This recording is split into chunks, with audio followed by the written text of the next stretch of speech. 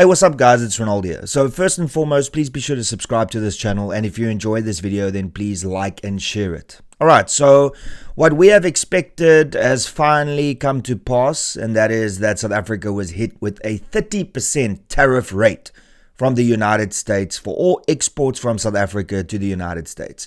Now that's 30%, but remember Trump also threatened the BRICS nations to say that if you are anti-Western and you form part of BRICS, then that's an additional 10%. So realistically, South Africa is facing a 40% tariff. But currently, for factual purposes, it's 30%, but it could go up to 40% if we have to believe Donald Trump for what he said about BRICS. And based on his past actions, everything he has said has come to pass. So let's have a look at the letter that was sent to South Africa. So as you can see here, it is a letter from the White House to His Excellency Cyril Matamela Ramaphosa, blah, blah, blah, blah, blah. And it says, "Dear Mr. President, it is a great honor for me to send you this letter."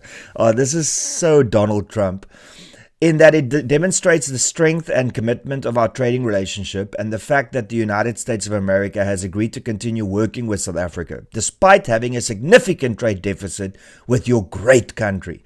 Nevertheless, we have decided to move forward with you, but only with more balanced and fair trade. Therefore, we invite you to participate in the extraordinary economy of the United States, the #1 market in the world, by far. Yeah, that's Trump.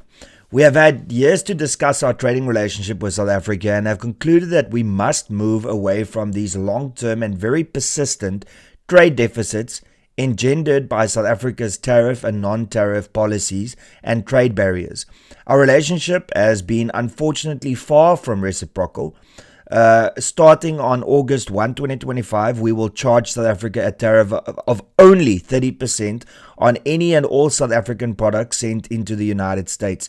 Separate from all sectoral tariffs, good transshipped to evade a higher tariff will be subject to that higher tariff. Please understand that the 30% number is far less than what is needed to eliminate the trade deficit disparity we have with your country. As you are aware, there will be no tariff if South Africa or companies within your country decide to build or manufacture products within the United States, and in fact, we will do everything possible to get approvals quickly, professionally, and routinely. In other words, in a matter of weeks. Wow. If for any reason you decide to raise your tariffs, then whatever the number you choose to raise them by will be added onto the 30% that we charge. Please understand that these tariffs are necessary to correct the many years of South Africa's tariff and non-tariff policies and trade barriers causing these unsustainable trade deficits against the United States. This deficit is a major threat to our economy and indeed our national security. And then it ends off by saying, "We look forward to working with you as your trading partner for many years to come. If you wish to open your heretofore closed trading markets to the United States and eliminate your tariff and non-tariff policies and trade barriers, we will perhaps consider an adjustment to this letter. These tariffs may be modified upward or downward depending on our relationship with your country.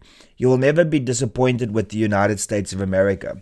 Thank you for your attention to this matter. Best wishes.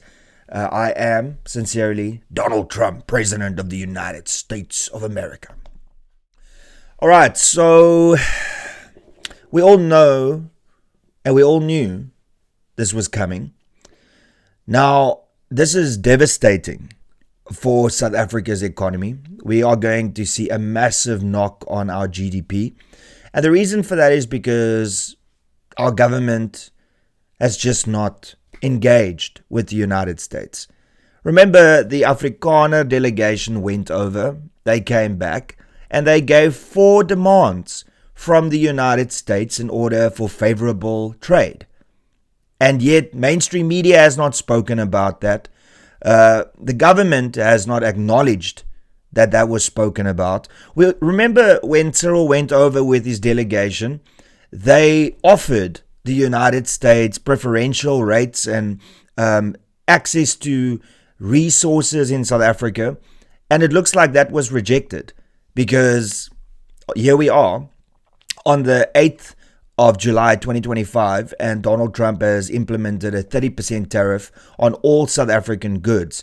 Now remember, during AGOA, we benefited where a lot of things were zero rated.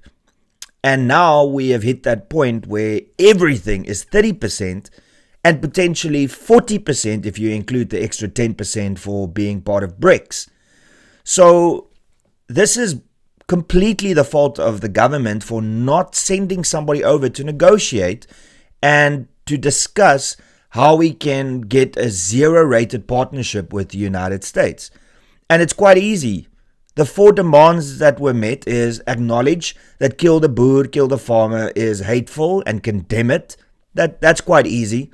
The second thing is that farm murders need to be made priority crimes, and we need to get a commando system to protect farmers. The farmers feed the nation. Don't think it's an impossible ask. It's actually something that most countries do. Then the Expropriation Act, willing buyer, willing seller, and giving fair market price for properties that are forced to be sold. That is what any democratic country around the world does and believes in a proper constitution. The right to land, but also the right to your own property and property rights and everything that comes with that. So also not a difficult ask. And then the last ask is to not have American companies have to comply with racial, broad-based black economic empowerment laws. Now I say racial, but I also mean racist because that is what it is. So all these demands, it's nothing hectic, and it's not going to cost the country billions of rands, whereas these tariffs, the 30%, potentially 40%, is going to cost this country billions of rands and eventually trillions of rands. So it's very easy. 4 demands. That is reasonable. It's not attacking the sovereignty of the nation.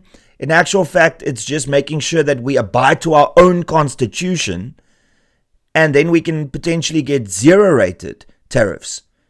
But yet, the government is not really interested. In actual fact, Ramaphosa responded to all of this, and he had the following to say. Ramaphosa fires back over Trump's 30% tariff hike. And I'm not going to read the entire article, but it says, Sir Ramaphosa said US President Donald Trump's decision to impose a 30% tariff on South Africa exports was not based on accurate data. Yeah, okay. So once again, you know more than he does. Ramaphosa said that South Africa is yet to see the US trade template for African countries, but that he has instructed the negotiation team to urgently engage with the US on South Africa's original rejected deal, which is the one I spoke of earlier. So now suddenly there is this need for urgency, because now we all knew it was coming, except Sir Ramaphosa. Maybe he is still shocked. The South African president also urged local exporters to accelerate their diversification efforts. Well, that is not really good news. So Sir Ramaphosa is pretty much shocked and now suddenly want to engage and make things happen when he had all this time before the tariffs were implemented. Which is once again just a clear illustration that Sir Ramaphosa does not know what he's doing. And the GNU is failing South Africa.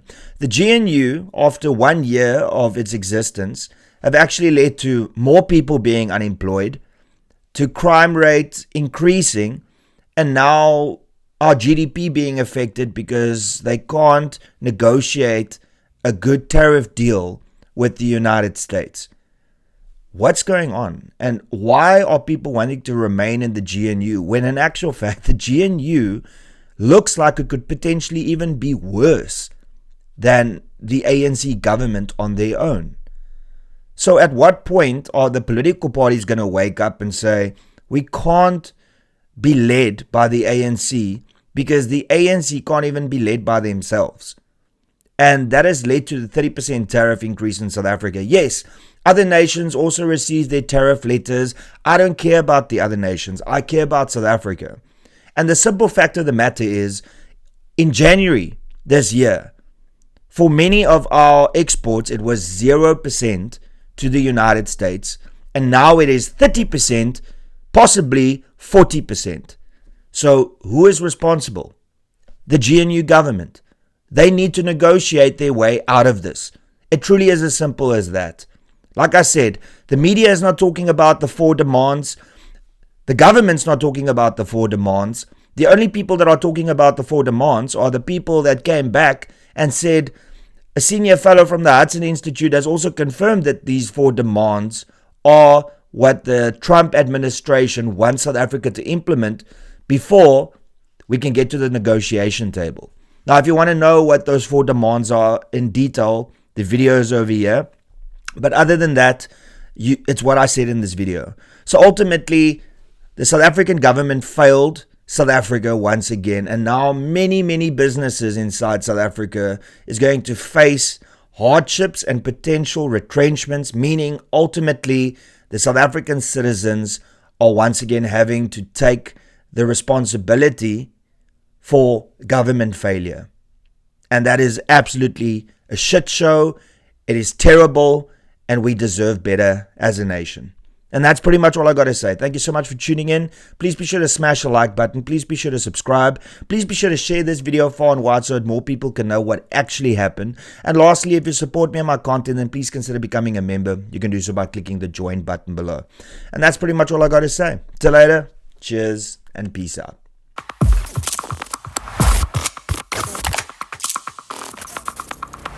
You don't even know me, but every time you see me, you say I wear my massacre. You don't even know me, but every time you see me, you say I wear my massacre. I wear my massacre. You don't even know me, but every time you see me, you say I wear my massacre. I wear my